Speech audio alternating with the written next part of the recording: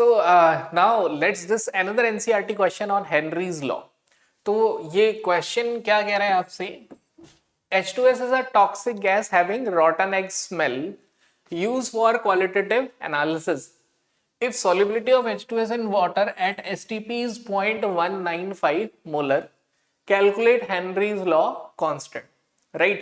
अब यहाँ पे क्वेश्चन में कुछ भी मेंशन नहीं है कि हेनरीज लॉ कांस्टेंट की वैल्यू किस में बतानी है, एटमॉस्फेयर में बतानी है, बार में, तो हम दोनों में निकाल लेंगे बिकॉज ये क्वेश्चन नीट में एज एन ऑब्जेक्टिव में पूछा हुआ है, तो वहां आंसर बार में था, तो we can find answer in both ways. Again इस क्वेश्चन को पिक करने का एक ही पर्पज है कि कैलकुलेशन. मुझे यहाँ पे ये दिखाना है ये हाउ इन रियल टाइम आप बोर्ड्स में स्टेप वाइज काम भी कर सकते हैं और मार्क्स भी ले सकते हैं. Right, so let start. Question में है if the solubility of H2S in water at STP, STP मतलब स्टैंडर्ड टेम्परेचर है, स्टैंडर्ड प्रेशर. तो आपको लिए जो डेटा यहाँ यूजफुल है वो ये है कि you have to be aware कि स्टैंडर्ड प्रेशर कितना होता है, दैट इज 1 एटमॉस्फेयर, और 1 atmosphere is equal to in bar 0.987 bar. याद रखना भी इजी है, रिवर्स काउंटिंग है फ्रॉम 987 10987, तो 987 बार. राइट नाउ अब क्वेश्चन में मेंशन है जो सॉल्युबिलिटी है वो 0.195 मोलर है. By definition what does it mean? It means 0.195 moles of what? H2S. Moles of H2S gas dissolve in 1000 gram of water. तो जब भी मोलैरिटी मेंशन होती है कहीं ना कहीं मोल फ्रैक्शन निकालना हमारे लिए इजी हो जाता है. अब देखिए लिखना कैसे, बोर्ड्स में लिखना तो ऐसे ही है बट सॉल्व कैसे करना है. जैसे आप प्रॉपर ऐसे लिखेंगे कि मोल फ्रैक्शन ऑफ H2S क्या होगा, it will be what, number of moles of H2S divided by number of moles of H2S plus number of moles of water. अब क्या होता है, गैस वाटर में बहुत ही कम सॉल्युबल होती है बिकॉज गैस की काइनेटिक एनर्जी बहुत ज्यादा होती है. राइट, तो वो जो डिसॉल्व होती है वो प्रेशर की वजह से ही होती है कि जितना प्रेशर अप्लाई करेंगे उतनी गैस डिसॉल्व होगी, यही हेनरीज लॉ. तो कहीं ना कहीं जो नंबर ऑफ मोल्स है सोल्यूट का वो सॉल्वेंट कंपैरिजन में वेरी लेस होता ही है, यानी वी कैन इग्नोर, हम इग्नोर कर सकते हैं. जैसे यहाँ H2S का जो नंबर ऑफ मोल्स है वो है 0.195 mole by definition of molality. Molality की डेफिनेशन क्या होती है? Number of moles of solute present in 1000 gram of water. Now number of moles of H2S is 0.195 plus water कितना हुआ 55.55. ठीक है, ऐसे तो आप अपनी कॉपी में आंसर कॉपी में लिखेंगे बट रफ वर्क क्या करते रहेंगे साइड वाइज. तो मैं आपको बोलूंगा कि पीछे जो रफ पेज आपने सिलेक्ट किया होगा अपनी आंसर की कॉपी में बोर्ड्स में, उसमें आप एक रफ वर्क ऐसे कर लेना 0.195 बाय 55.5 को क्या लिखेंगे 1000 बाय 18. दिस इज ये तरीका है. वाई ऐसा क्यों कह रहा हूं? बिकॉज ये वैल्यू कमी है, आपको क्लियरली दिख रहा है 55 के सामने 0.19 मतलब 0.2 क्या ही है, 55 के सामने 0.2.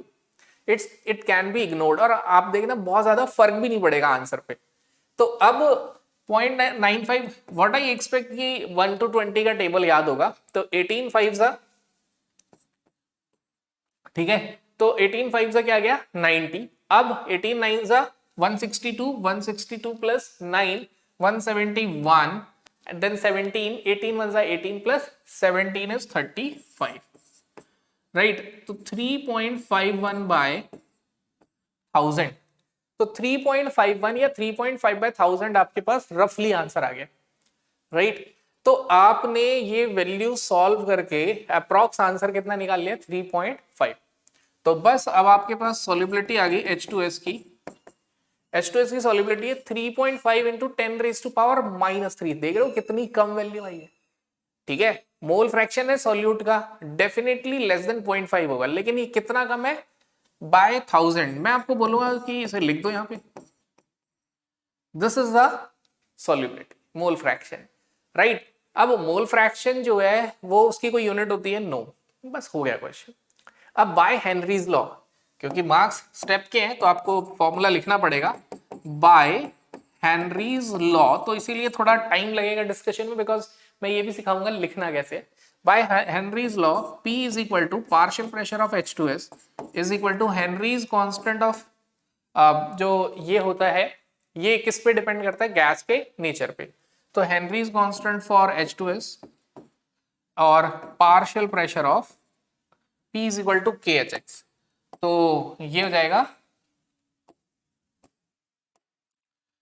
It will be pen pen pen pen mole fraction of H2S, right.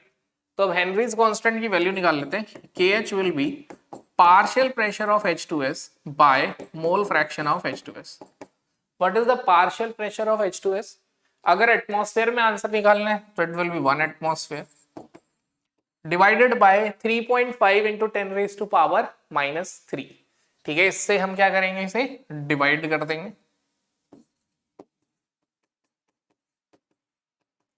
अब ऊपर चला जाएगा तो ये करीब कहीं ना कहीं 1000 हो गया, 1000 बाय 3.5। अब इसका आंसर गेस कैसे करना है? देखो सीधी बात है, 3.5 से डिवाइड करना मुश्किल है, इससे ज्यादा आसान है 3 से डिवाइड करना और 4 से।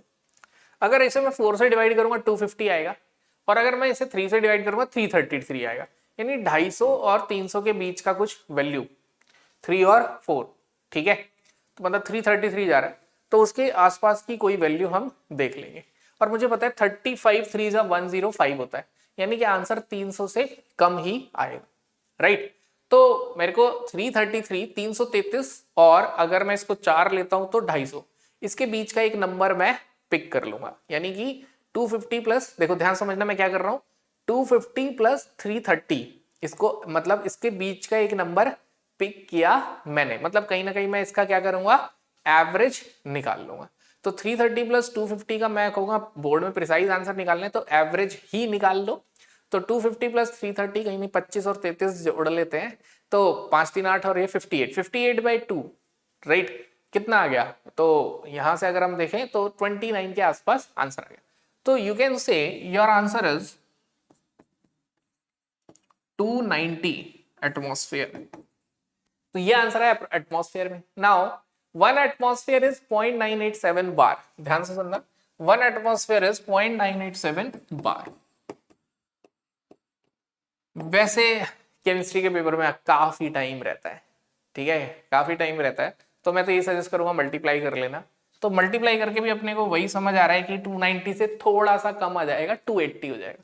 तो आंसर इज 280 बार, ठीक है। ये तो मैंने आपको रियल टाइम में कैलकुलेशन करके बताया, बट देखो ऐसे एक आधा क्वेश्चन ही होते हैं जिनकी कैलकुलेशन टफ होती है।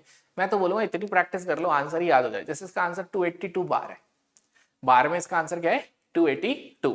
तो अगर वो आंसर ही याद कर लो तो कोई प्रॉब्लम नहीं है, we can easily solve this, ठीक है।